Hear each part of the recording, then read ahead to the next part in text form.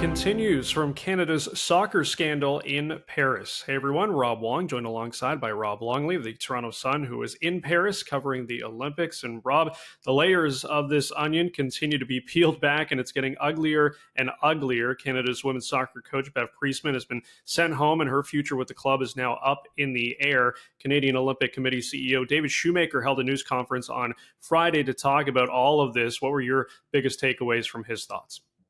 Well, first of all, Rob, probably the transparency. You know, he met with us here early in the morning in Paris, and basically the Friday before the Olympics, the Friday of opening ceremony day, is traditionally when you talk about the games, how many medals Canada's going to win, what the projections are, what the opening ceremony is going to be like, you know, who brings the highest hopes. But today, obviously, it was all about the Canadian women's soccer team. And what struck me the most was it was somewhat impressive how transparent David Shoemaker was. He was, you know, he didn't try to deflect blame for anything. And he made the point rather forcefully that, you know, Canada is a nation that prides itself on being clean and on competing with integrity, and that they were basically blindsided and shocked and disappointed by what went down here.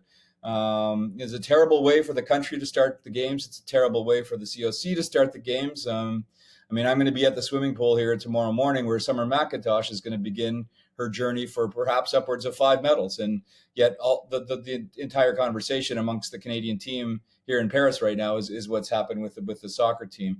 Now, Shoemaker, you know, he was very meticulous in describing how they went through the process of why it happened and how it happened, and made it clear that if there was further evidence that there was some wrongdoing dating back previous years, that there'll be more consequences. And he even hinted, Rob, that what has happened here has put some tarnish on that rather amazing gold medal that this team won in 2021 in Tokyo, and that for a lot of people, Shoemaker included, was one of the highlights of those games for Canada.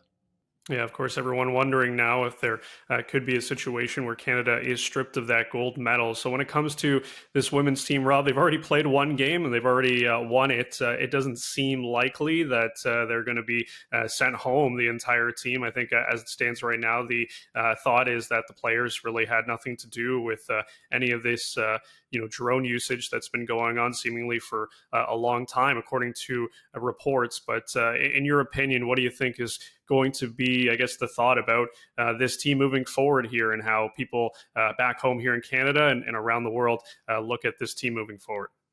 Yeah, you really, in a lot of ways, Rob, have to feel for the athletes, you know, unless they were specifically involved. And there's certainly no indications that they were.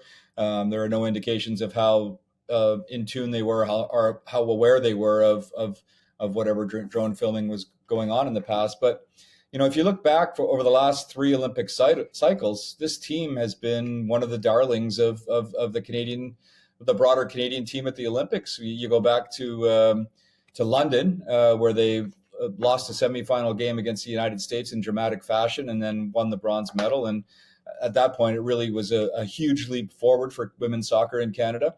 And then they followed that up with another bronze medal, with another bronze medal in Rio. And then they won the gold, of course, in Tokyo. So in terms of team sports in this country, particularly on the summer side, this has been the most impressive Canadian team in a long time. Now, they didn't come here with huge expectations to medal. Obviously, you don't have Christine Sinclair in the lineup anymore. Their world ranking has slipped to 8th. But when it comes to the Olympic Games, we've seen this team sort of rally and outperform their expectations. And now it's going to be I would have to think it's going to be very difficult for them to rally and be motivated and be united when action picks up for the rest of group play here. You have to feel for them, and I think zooming out, Rob, you really have to feel for the rest of the Canadian athletes. Just being around the swimming team here, you know, it's the last thing that any Canadian wants to hear, that the country's being sort of dragged through the mud a little bit. And you know, there's a recognition that it's legitimate. The criticisms are legitimate, that there was wrongdoing here. And it's just a stain on the Canadian Olympic team in a larger sense, and a really unfortunate way to start the games for them. Yeah, it really is a mess, and the COC continues to pick up the pieces. We're just getting started with all this, Rob. We'll see how it all plays out. As always, leave your thoughts in the comments section below. For all of Rob's Olympic coverage, head to the National Post.